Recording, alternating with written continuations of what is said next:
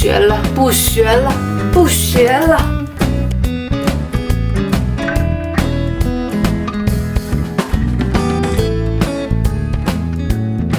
Hello， 你们好，欢迎来到我的频道，很高兴认识你们。我叫 Stella， 你们也可以叫我六六。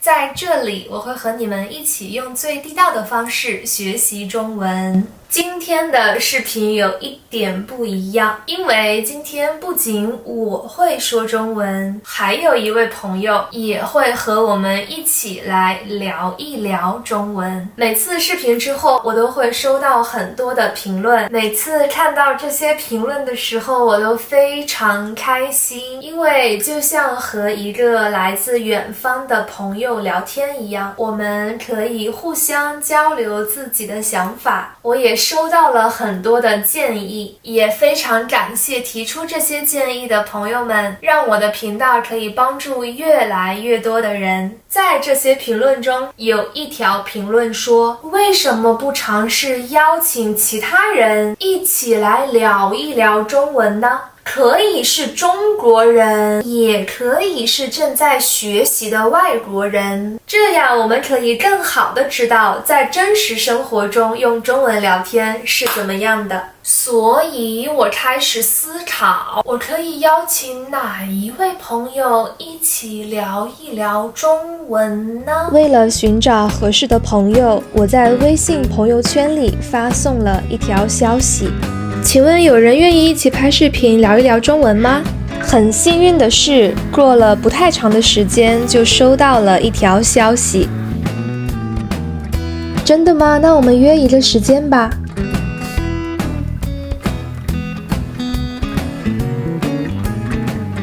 今天的视频里，我们会一起聊一聊汉语学习的经历和故事，以及作为中文非母语者在学习中文的时候遇到的困难和学习中文的方法与技巧。在我们对话的时候，虽然中文是我的母语，但毕竟不是他的母语，所以可能偶尔你会看到有一些话，虽然你可以听得懂，但好像有一点点问题，也不用担心，我会在需要的时候，比如这里，让你们知道怎么样说更好。Hello， 你好，欢迎来到我的频道。喂，你好，老师。和大家打个招呼，做一个自我介绍吧。各位朋友们，大家好，我来自塔吉克斯坦，我今年21岁。你的中文级别是什么？你的中文水平？水平是5级。我正在学习 HSK 5级。那你平时不忙的时候喜欢做些什么呢？我平时不忙的时候去游泳馆游泳，然后我经常去图书馆看书，还有我经常打游戏，但是这个打游戏一般对眼睛没有好处。是的，我想问一个，你说打游戏对眼睛不太好，因为你看我近视，我的眼睛非常的不好，近视需要戴眼镜。你近视吗？平时戴眼镜吗？我不戴眼镜，老师，我的眼睛没有问题。现在我很羡慕你的眼睛。我们两个其实认识了差不多有1个月了。我记得我们刚认识的时候，我们打了一个电话，在电话里的时候，我的第一印象就是我觉得你的声音非常的好听。在你平时的生活里，有没有其他人或者是朋友或者是老师和你说你的声音非常的好听？对，以前一些我的朋友们说过，就是我的声音很好听，但是我没有相信他们，因为我觉得我的声音不是很好听，还有我不太喜欢说话，我经常会害羞。但是我的一些朋友也说你的声音很好听，然后我就相信了。我的老师也说过几次，还有他一次说了，你想参加一个比赛吗？就是唱歌比赛。然后我说不要老师，我不想参加，我的声音不好听。当时我对你的第一印象，除了你的声音很好听，而且我觉得你的中文水平一定很好，因为虽然你的第一句话只是你好，但是你说的你好非常的标准，音调很标准，而且给我的感觉也非常的舒服，所以我当时就想，这个男生的中文水平一定很好。你可以和我们说一说你现在中文水平的具体情况吗？比如听说读写。我现在的口语还可以，我可以表达我的想法，也可以跟中国人交流，没什么问题。还有我听力也还好吧，因为我以前经常听中文视频，然后听中文歌，这样子我提高了我的听力水平。写作还有就是书写是我觉得对我来说比较难，因为写汉字是比较难的一部分，对吧？是的，刚刚提到的书写汉字是很多学习汉语的人觉得最难的一部分。在今天对话的最后一部分，我也会聊一聊很多在评论里我常常看到的关于怎么样更好的学习拼音和汉字的问题，之后我们也会讨论到。这就是我对你的第一印象，声音又好听，而且中文水平非常好。那当时你有没有对我的第一印象呢？就是最开始的印象是怎么样的？第一印象，当时我感觉你很友好，还有你的声音也很阳光，还有尤其是你笑起来的，很好听，笑起来很好听，就是像我一样。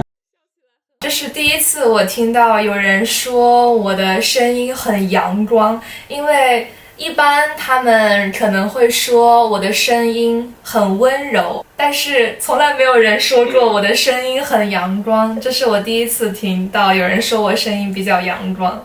刚刚我们聊了一些我们最开始认识的时候的第一印象，包括我对你的第一印象和你对我的第一印象。那现在我们就正式的聊一聊你的汉语学习的经历。我想知道你一开始是什么时候开始学中文的，以及最开始的时候为什么想学中文呢？我想听一听你的回答。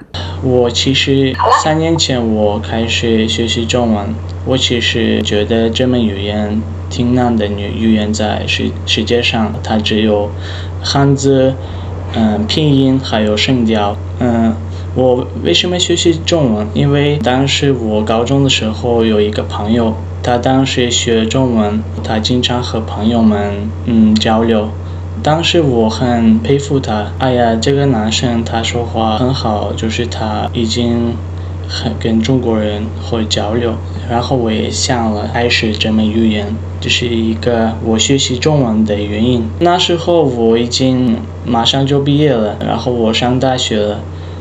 上大学后我就开始学习中文。你学习中文最开始的时候是自己学，还是从最开始的时候就有中文老师教你呢？我就是一开始中文的时候，我有了老师，就是他教我的。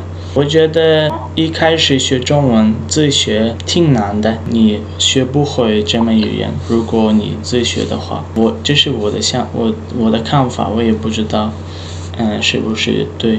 觉得你的想法是对的，比如因为我自己学很多语言，这些我学习的语言最开始都是我自己开始学习，慢慢的我开始有教我的老师。但是我非常同意你的想法，我觉得如果学习中文的话，最好是一开始有老师。这就和我的下一个问题比较相关，因为有些语言是越学越简单，比如我觉得英语就是一开始的时候可能很难，但是越学会越简单。但是有些语言相反，越学越难，比如我觉得日语，我之前也学习过日语，最开始的时候我觉得日语非常简单，但是慢慢的我学的越来越多，我觉得日语越来越难了。我想问，在你看来，你觉得中文对你来说是越学越简单，还是越学越难呢？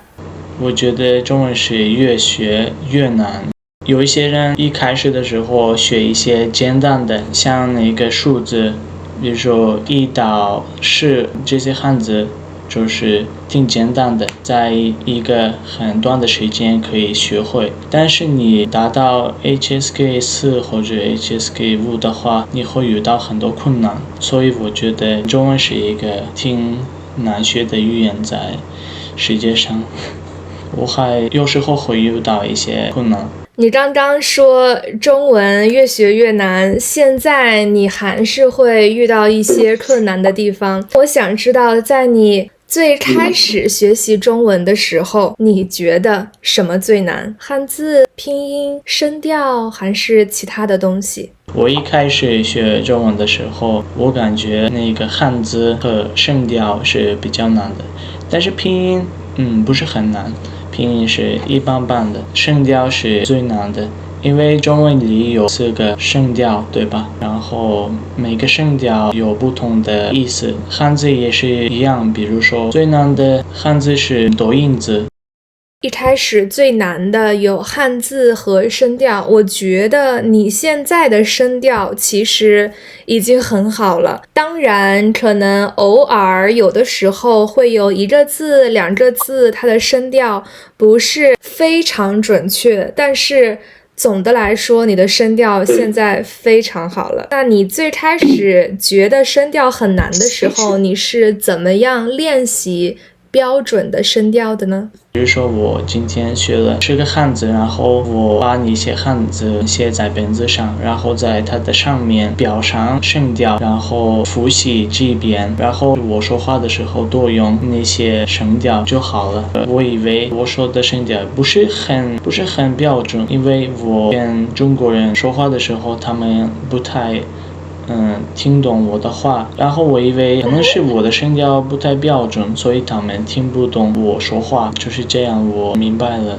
我的声调不是很标准。那你知道你的声调不标准，你有没有通过一些软件或者听一些 podcast 来练习标准的声调呢？我经常用了那个 YouTube， 在 YouTube 上经常看一些 podcast， 看一些电视剧，中国的电视剧。刚刚提到了一个，他经常会看一些视频，听一些 podcast， 练习听力，提升词汇量。我也非常同意这一个，而且我觉得看视频、听 podcast 不仅可以练习听力，提升词汇量，而且同时我们还会自然的模仿别人的说话声调，别人的说话口音。比如我自己学习法语，我也会在 YouTube 上看我很喜欢的法语博主的视频，所以最后在我不知道的时候，我说的法语的口音其实和我喜欢的那一个法语博主的口音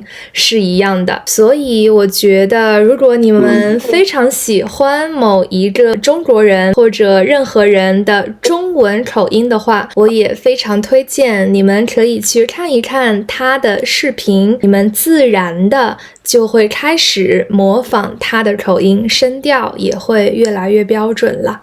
我还想问一个，就是很多人喜欢中文，但是呢，又有很多人他们在最开始的时候就觉得中文太难了，所以他们只坚持了很短的时间就放弃了。所以我想问你，就是在你最开始的时候，也就是非常难的时候，你有想过放弃吗？比如说，算了，太难了，我不想学习了，就这样吧。说实话，我以前好几次想放弃，这是一个最难学的语言，我不学了。但是我没有放弃过，我坚持下来了。因为万事开头难，想放弃的时候，我就是放松自己，还有我休息一段时间，但是我没有放弃过。如果我放弃的话，我不会成功。你刚刚用了一个俗语，万事开头难。对，万事开头难。所有的事情在最开始的时候都是最难的，但是虽然你有时候会休息一下，放松自己，但是你没有放弃，所以现在中文水平这么的好。在这儿我也想再教你一个俗语，这个俗语在中文里是有志者事竟成，你听过吗？好像我没有听说过这个俗语。那你可以和我念一遍。有志者事竟成。有志者事竟成。事竟成，是的，有志者事竟成的意思是，如果你的心里有想法，要坚持下去。只要你心里有想法，你做的事情最后就一定会成功。这样子。是的，所以我觉得你学中文就很符合这一句俗语。虽然万事开头难，但是有志者事竟成。刚刚聊了一些你学中文最开始的时候，现在我们聊一聊学中文的中间的阶段。你现在正在学习 HSK5， 学习了差不多3年的时间。我想知道你从 HSK0到 HSK5 的过程是什么样的？是比如第1年 HSK1， 第2年 HSK2， 第3年 HSK3， 还是哪一些时间非常快？比如第1年 HSK1、2、3，第2年 HSK4 这样子。HSK1 和 HSK2 这是一个最简单的一部分，就是 HSK1 和 HSK2 并不是很难，你可以在一个很短的时间可以学完。所以我好像在1年左右我学完了 HSK1 和 HSK2， 好像半年我学完了 HSK3。我还有没有都学完，我就是学了一部分就考了。下一个问题，很多人的水平达到中级，也就是 intermediate 的时候，都或多或少会遇到一些困难。至少对我来说是这样。比如我的意大利语是中级，是 intermediate， 我可以用意大利语和意大利人交流，没有问题。我也可以看懂很多的意大利语文章，我也可以用意大利语教中文。但是我发现现在我的意大利语的困难就是我很难参加一些很深入、很 deep的话题，比如意大利的历史、意大利的文化。而且我发现我现在的意大利语很难提高，我的水平是中级，很难提高。我想问你，当你的中文水平差不多是 HSK3 中级的时候，你当时最大的困难是什么？和 HSK0 的时候有什么不一样？经常看视频的时候，我大部分听得懂那些视频的内容，还有我能说话，就是能表达我的想法，可以和一些中国人打招呼。但是我看电视剧的时候，我不太听懂他们说话，因为他们经常用方言讲话。但是我觉得看电视剧也是很难听得懂。你和我说过你之前在东北待过1年，对吧？对，我以前在东北待过1年。在东北我学了 HSK 4级，就是在1年我学完了 HSK 4级。因为东北人也说方言，那当时你的水平是 HSK 4级，你可以完全听得懂东北方言吗？还是也有一点困难？我在那边待过几个月后，我就能听懂那边的方言，因为我经常出去外面，然后经常和中国人交流，还有我们的老师是东北人。刚刚我们聊了很多是你中间的阶段，那我们现在到你现在的阶段或者将来的阶段。你现在的中文水平已经很好了，因为我现在说的全部都是中文，而且你完全可以听懂，但是你现在也依然在坚持学中文。我很好奇，你对未来自己的中文水平有什么期待吗？或者有没有想过在未来用中文从事一些什么工作，在你的国家或者在中国？期待就是我未来想达到 HSK6，然后还可以想学 HSK7吧。就是以后我想在我们国家的大使馆工作。非常谢谢和我们的关于他自己汉语学习经历的分享。虽然汉语很难，而且在一开始学习的时候最难，但是呢，有志者事竟成。只要我们想学习汉语，只要我们坚持学汉语，一步一步慢慢来，中文就会越来越简单。我在之前的视频的评论里也看到了大家关于中文的很多问题。今天呢，我在这里一起聊一聊这些大家都比较感兴趣的中文话题。好，第一个问题，因为中文有2个系统，一个是汉字，一个是拼音。拼音呢，大家可能熟悉，但是在拼音上面的小东西，也就是声调，不太熟悉，但是也不是很难。汉字可能在我们看来就是非常古老而且神秘的中国符号，所以很多评论说他们觉得拼音难，但是还 OK， 一般般。汉字真的太难了，有很多人他们的中文还可以，甚至中文说得很好，他们可以认识很多拼音，发音也很标准，但是如果没有拼音，只有汉字的话，他们就看不懂了。你现在应该没有这样的问题，你之前有这样的问题吗？然后我也想知道你有没有一些好的方法可以分享给我们，更好的学习拼音和汉字。我以前也有这种问题，就是我也有时候看不懂一些汉字，用一些软件翻译它，然后在它的上面写拼音。然后我经常练习那些单词，这样我学会了。这就是要多练习是最好的方法。在中文里有些汉字很简单，比如1、2、3、4、5、6、7、8、9、10，这些汉字呢看起来比较简单，而且学起来也很容易。但是有些字非常难，比如这一个字赢，它非常复杂，你甚至看不清楚这个汉字。虽然中国人说中文，但是有些汉字太难了，对于中国人来说，这些汉字也很难。所以我想问一下，你知道了这么多中文汉字，你可不可以和我分享一个你觉得最难的中国汉字呢？我觉得最难写的汉字就是警察。一开始看到这个汉字感觉太难了，我不学了。但是我坚持下去，我天天在本子上写几遍，我现在学会了。但是我也有时候会忘记怎么写。在中国，我们写汉字的时候会说笔顺，也就是写汉字的顺序。因为很多人写汉字，他们不知道笔顺，所以可能就像在画画一样写汉字。你写汉字的时候会想笔顺吗？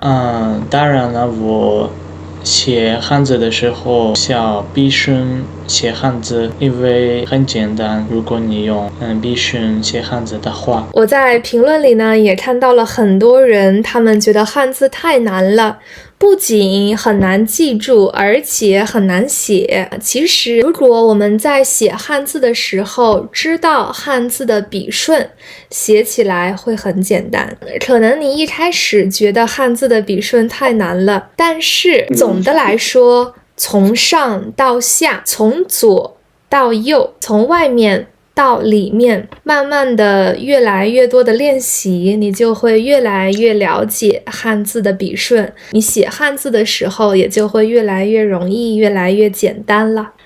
那我们现在呢，第二个问题也是我在评论里经常看到的。评论里面有人说，他们在 YouTube 上看中文视频的时候，可以听懂很多，甚至可以全部听懂。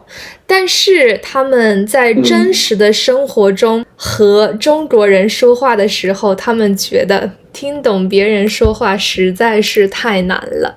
你有没有遇到过这样的问题呢？你又是怎么解决的？我也好像遇到过这个问题，因为那个看视频的时候或者看电视剧的时候，那个在屏幕上有字幕，对吧？大部分的人看字幕，但是在生活中，如果你和一个中国人交流的话，你只需要听，然后回答他，在那里你没有字幕，没有别的，所以我觉得这是一个原因。你平时会经常和中国人说中文吗？还是你有一些其他的方法来练习中文呢？我很少和中国人交流，因为我现在不在中国，也不在中文环境里。但是我如果去学校的话，在那边我有中文老师，我经常和他们交流，就是用中文。还有我就是经常自己说话，比如说我做一件事情的时候，我用中文想一想，比如说我在吃饭，然后我用中文想一想，比如说我在吃手抓饭，还有我在喝果汁什么的，也是一个很好的方法，为了提高你的口语。因为我之前有一个学生，他也是和你用一样的方法练习口语。你在这样练习口语的时候，你会担心自己说的不对吗？我不太担心，因为我一定会错误，因为中文不是我的母语。但是我如果和中文老师交流的话，他会纠正我的错误。因为中文不是我们的母语，所以我们当然会犯错误，这是不可避免的。但是要有勇气说中文，这非常的重要。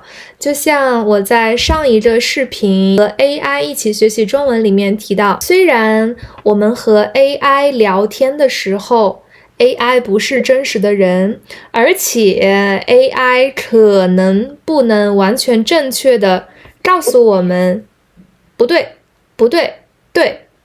但是 AI 可以让我们一直说中文，有勇气说中文，这是最重要的。非常感谢这次和我们一起分享他学习中文、学习汉语的经历和故事。我觉得可能正在看这个视频的你们，在汉语学习中也遇到了相似的困难，可能你们也觉得声调太难了，汉字太难了，可能你们也曾经想过放弃，可能你也已经达到了中文的中级水平，但是发现想要继续提高中文水平太难了。这个时候我觉得我们都可以听一听建议，我自己也认为这些建议非常有用，也希望这些建议可以帮助你们更好的学习汉语。那现在呢，这就是我今天几乎准备的全部问题了，非常谢谢支持，然后呢抽出这么多的时间来和我聊天，也希望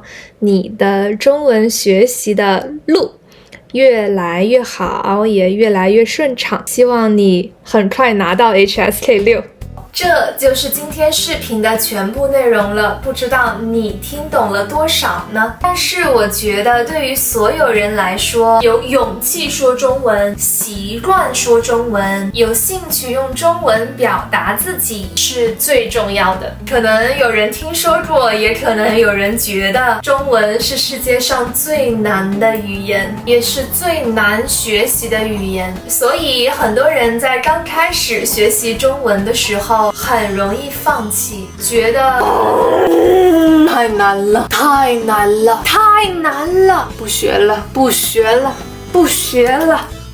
其实每一种语言都有难的地方，也都有简单的地方。如果你在中文学习中遇到了任何的困难，比如声调、汉字、口语等等，你都可以在评论区里告诉我你们的困难。如果有时间的话，我也会拍摄更多的视频，帮助你们解决问题。希望你们通过今天的视频学到了更多有用的词汇和表达。如果你喜欢我的视频的话，你可以给我一个 like，或者订阅我的频道，这对于我来说也很重要。谢谢你们的喜欢，我们下一个视频再见。